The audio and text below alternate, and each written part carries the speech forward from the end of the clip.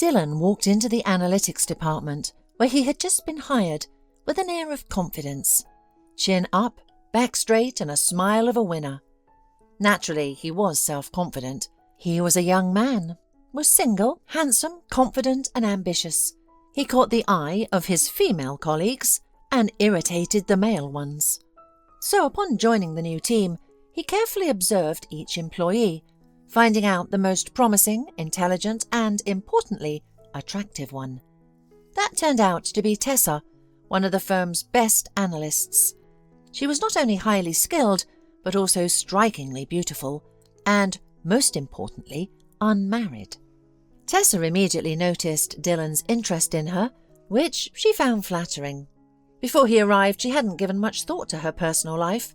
She was entirely focused on her career, but now she saw his subtle advances as a sign. "I'm already 28, she thought. "It's time to start a family." Dylan understood that if he didn't act quickly, someone else might try to win Tessa over, and he couldn't allow that. So after 4 months he proposed to her, and she agreed. Tessa didn't have her own place. She had been saving for an apartment and renting a tiny studio downtown. Therefore, after the wedding, she moved in with Dylan. The first year of marriage was like a fairy tale. Tessa and Dylan were practically inseparable. It seemed that nothing could darken their family life. However, Dylan began to notice that Tessa's professional qualities surpassed his own, and he couldn't accept it. One day he said to her, "Tessa, maybe we should think about having a child. What kind of family is this without a child? A normal, happy couple should have a child." Dylan hoped that with the birth of children, Tessa would give up her job and not constantly remind him of his lack of professionalism. After thinking about it, Tessa agreed, and a few months later she happily told her husband that she was pregnant. Dylan breathed a sigh of relief. Finally, his wife would go on maternity leave, and he would remain the top candidate for promotion in the department. Tessa planned to work until the last moment, unable to imagine herself sitting at home with nothing to do, but fate had other plans. "Dylan, I feel chilled." Tessa woke him up one morning. "Did you catch a cold?" her husband asked, feeling her forehead. "I don't think you have a fever. Maybe you should stay home today." "No, don't be silly." Tessa waved him off. "I have to submit a report today. Just have some tea with honey and it'll pass." "Well, okay." Dylan shook his head. Tessa dressed warmer, as the chill didn't go away, and they went to the office. By midday, her temperature had risen. "I must have caught a virus somewhere," she decided. "I'll go home and rest." A day later, mild discomfort turned into a severe viral infection. She got to the hospital, but it was too late. In the 10th week, she lost the baby.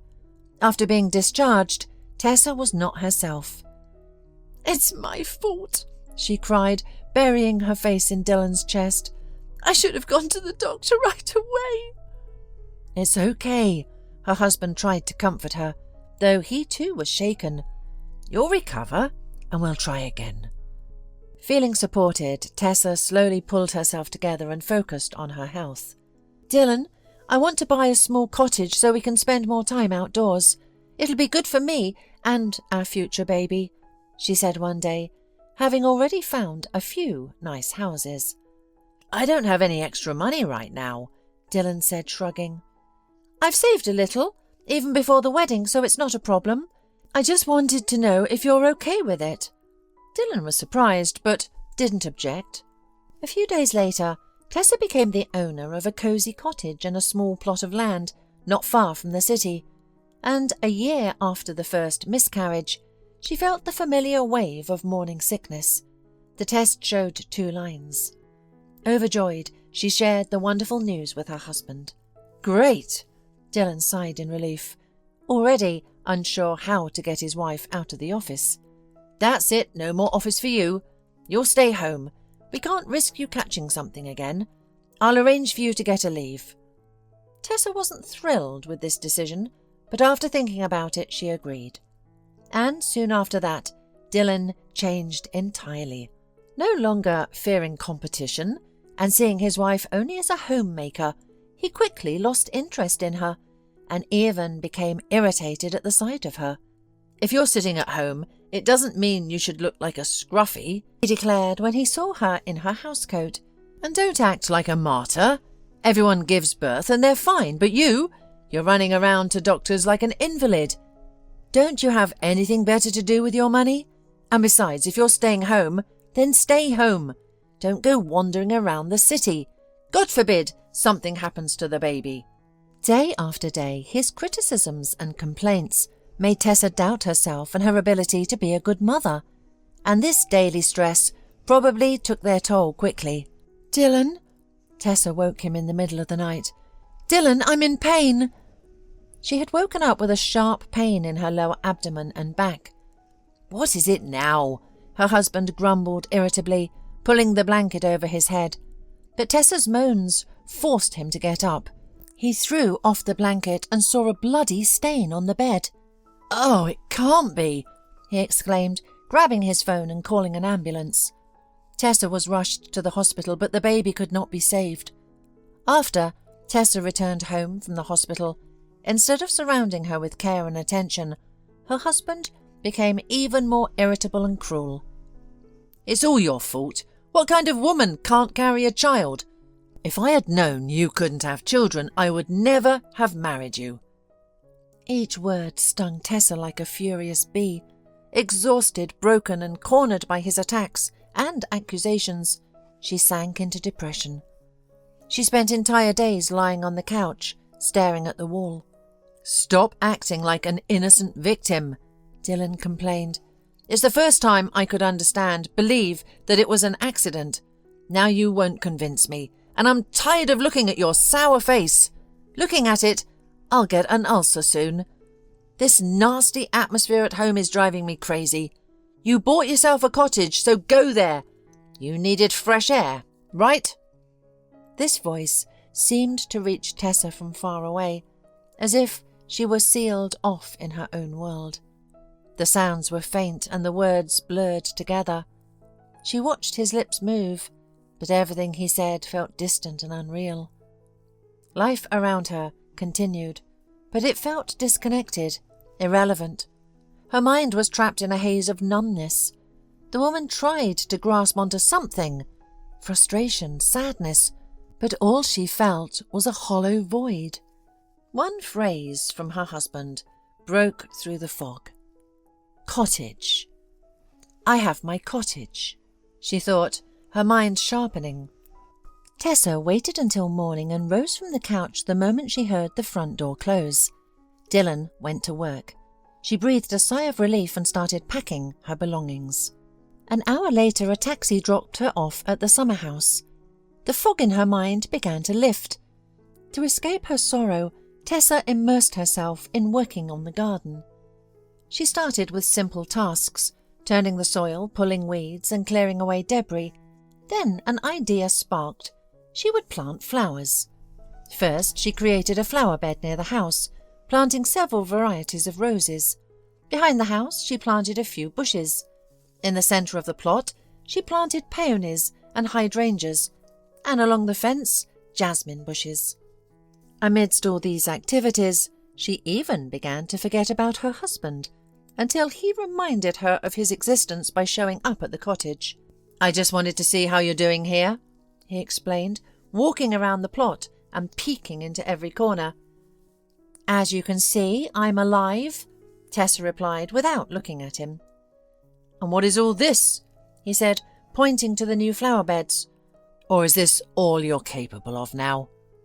"Did you come here to prove your superiority or indifference?"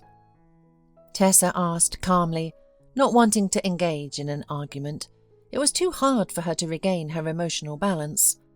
Dylan was taken aback. He had expected hysterics and arguments, not this calm detachment. "No, he stammered. "Well, if you're all right here, I'll be going then." As soon as the car disappeared, Tessa wearily sat down on a bench near the house. How had it come to this? She no longer felt anything for the man who was her husband.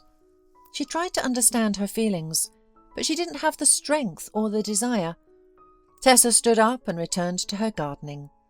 "She's acting as if she doesn't care," Dylan complained to Freya, his colleague and new girlfriend. "She looked at me like I was nothing." "Dylan, you brought this on yourself," his mistress soothed him.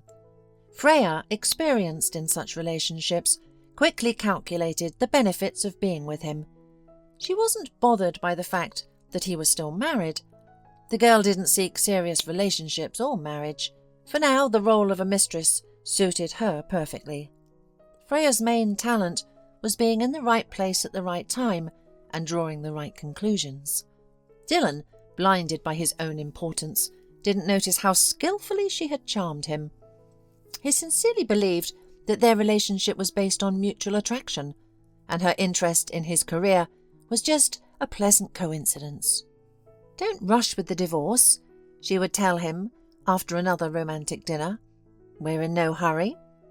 And Dylan would obediently nod, convinced that this was how modern relationships should work, without unnecessary commitments, but with maximum benefits for both parties. Meanwhile, with Tessa's departure, problems began to surface at the company. The analytics department started making mistakes in its forecasts. Dylan, who had taken on some of his wife's responsibilities, struggled to handle them, though this wasn't immediately noticed. Colleagues often complained to each other about him. "He just yells if something's wrong, but he can't actually help." Regular clients started grumbling, and one even called the firm's owner. "Albert Mitchell, it seems you're losing your touch," the client said. "We're used to working with Tessa. Her reports were always clear and accurate, but now—" The director, Albert Mitchell, frowned as he reviewed the latest documents. They were full of errors and inconsistencies. "Dylan, what's going on?" he asked Dylan one day. "We're losing clients. These reports are unacceptable." He paused, trying to find softer words. "A farce. Your data looks like student papers, not professional analytics." "Mr. Mitchell," Dylan tried to figure out how to deflect blame. "Our department is doing everything possible, but the workload is too great. We can't handle it." "Those are just excuses," the boss cut him off sharply. "We didn't have these problems before. Major clients are threatening to go to our competitors." "But, Mr. Mitchell, Tessa used to do a significant piece of the work," Dylan blurted out. Albert Mitchell pondered, saying, "Tessa. Right, she was our best analyst. Many clients specifically requested her to oversee their companies. Her reports were always flawless. Clients even joked that she might be clairvoyant." Problems with his wife, divorce and separation from his son had made Albert Mitchell callous and indifferent to others' lives.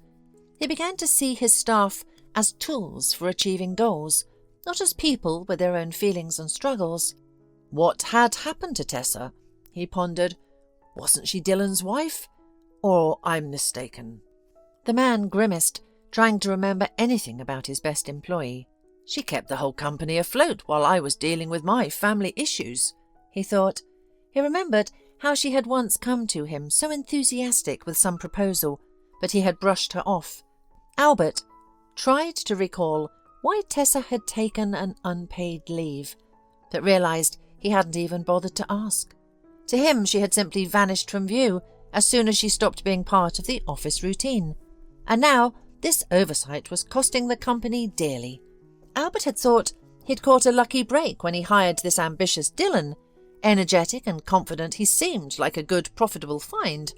He had even considered promoting Dylan, but now he was having doubts. Albert stood up and walked to the window. It was getting dark, and the lights of the evening city reflected in the glass.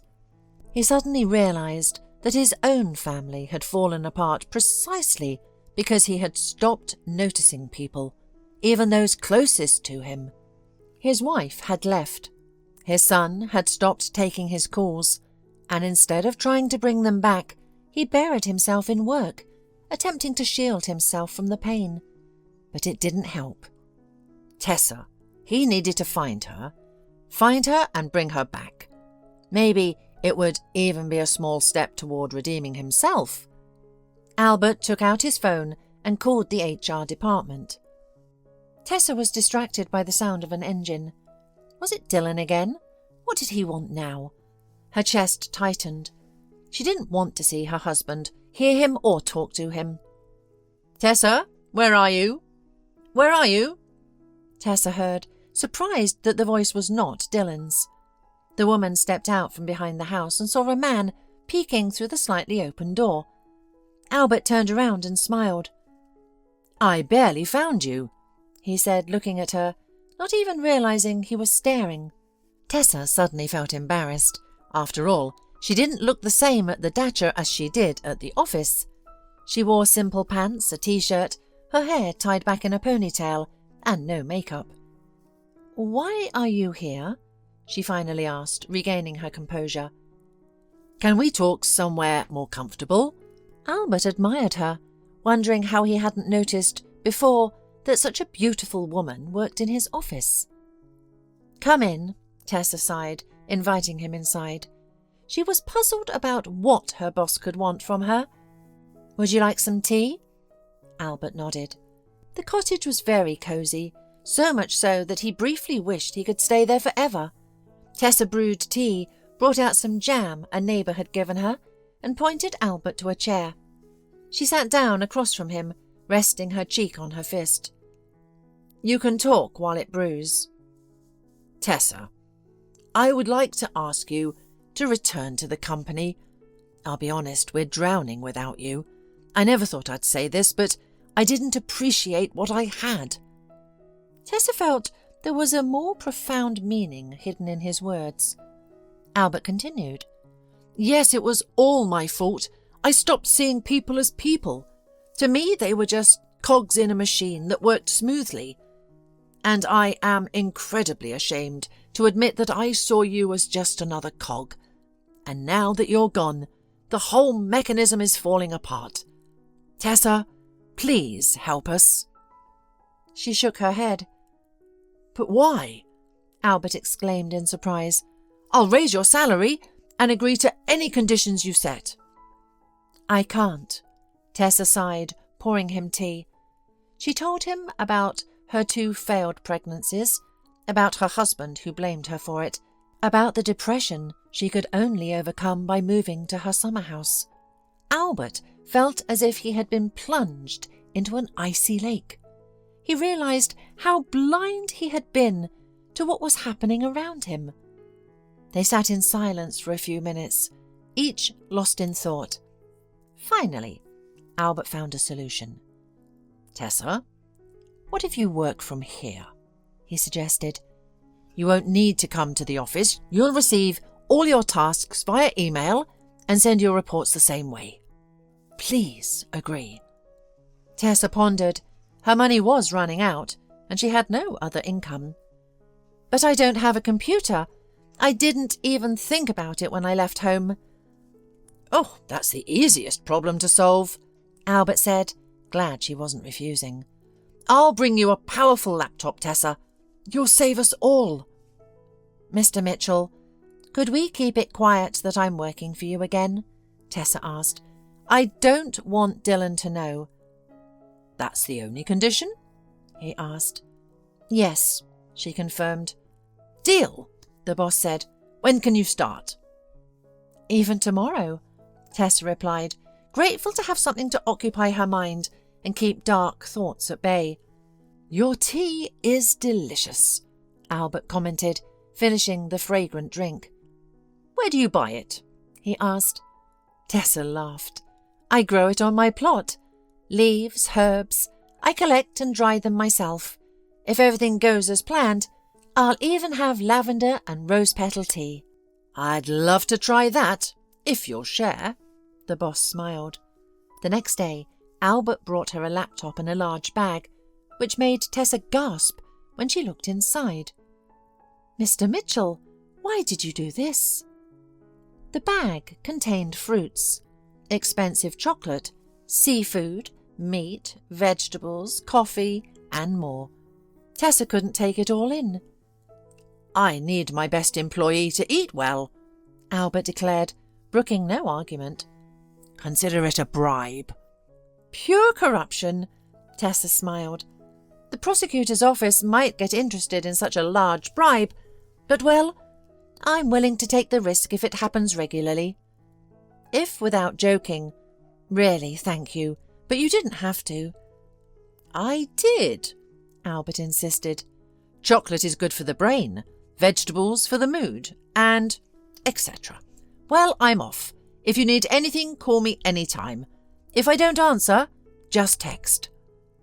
Left alone, Tessa caught herself smiling all the time. She hadn't expected their boss to be so funny and kind. Opening the laptop, she immersed herself in the familiar world of numbers and only surfaced when she realized it was already evening. She nodded, satisfied, stretched and closed the laptop. Welcome back, Tessa, she congratulated herself for the first time in a long time, without thinking about her tragedy or her husband. Albert often visited her at the dacha, ostensibly for work, but each time he brought something new to improve her living conditions. Are you planning to live here in the winter? He frowned one day after inspecting the house. I have no other choice, Tessa admitted, embarrassed. I'll buy a furnace. To heat the street?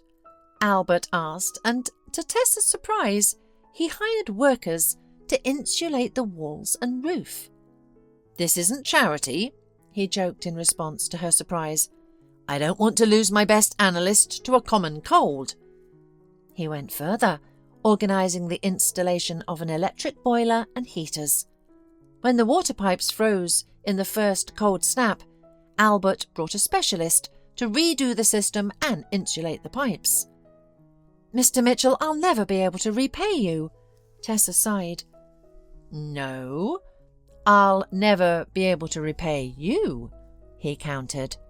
With your contribution, business is booming. Old clients are happy, bringing in new major ones. Word of mouth works better than any advertising. The boss rubbed his hands contentedly. By the way, I'm creating a new analytical department. I need a manager. He looked at her questioningly. Me? Tessa was taken aback. But I... Don't rush to refuse, Albert said, placing his hands on hers. First, you're the most suitable candidate for the position. Second, the salary will be significantly higher. He named a figure, and Tessa was taken aback. With that salary, she could quickly save up for a down payment on an apartment. Does it sound great? The boss smiled, as if reading her thoughts. And I'll handle the situation with your husband. I don't want him to lose his job because of me, Tessa said, though angry with Dylan, she didn't want to harm him. Do I look like a monster? Albert made a mock-offended face. I'll handle it civilly. So think about it and of course agree. I need your answer by spring. Tessa promised to consider it. Winter had come and gone and spring arrived surprisingly early, catching Tessa off guard as she rushed to prepare the soil for her flowers. Albert found her in the middle of this task during one of his visits to check on his best employee. Got an extra shovel? He asked, shrugging off his jacket and rolling up his sleeves. The sun blazed as if it were already summer. Tessa was always caught off guard by his constant eagerness to help, leaving her unsure of how to react. Seeing her hesitation, Albert took the initiative. He rummaged around the shed and found another shovel. All right, where do we start digging? He asked, his face lighting up with a wide smile. With the two of them working side by side, the task went much faster. I would never have imagined my boss digging in the dirt next to me, Tessa laughed, brushing a stray lock of hair behind her ear. And I never thought it could be so enjoyable, Albert replied with a laugh. Over evening tea, he asked her again about her decision to become the head of the new department. She agreed. Next week we have a corporate event to celebrate the launch of the new division, and I want to introduce its leader, you. I've given you a heads up so you can prepare mentally. You women need a nice outfit to feel more confident." "Do you think it matters what others think of me, after my boss saw me in a filthy old jacket and rubber boots?" Tessa laughed, and Albert admired her once again. Every time he visited this little cottage, his soul felt at peace, and he forgot about being the owner of a large firm. Here he felt cosy, comfortable and calm. Each time he wanted to confess his feelings to Tessa, but he held back. Meanwhile, Dylan, on the other hand, didn't even think to inform his wife about the corporate event. Moreover, knowing about the new department, he expected a promotion. "Have you noticed that the boss isn't picking on me anymore?" he shared with his mistress as they headed to the event. "I suspect he wants to appoint me as the leader." The whole team gathered at the restaurant. "You look great," Dylan greeted Freya enthusiastically at the entrance. "And my wife is only good for tending to the garden and digging in the dirt. She's useless for anything else."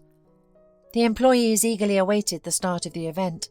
The head of the company took the stage, and without saying a word, his presence commanded attention, and everyone fell silent. "Good evening," he began. "Tonight we gather to celebrate our success and expansion. As you all know, we have created a new analytics department. The only thing left is to appoint its leader. I have observed each of your works closely and made my decision. The head of the department will be—" Albert paused and looked around the room. He noticed Dylan straightening up and putting his arm around Freya.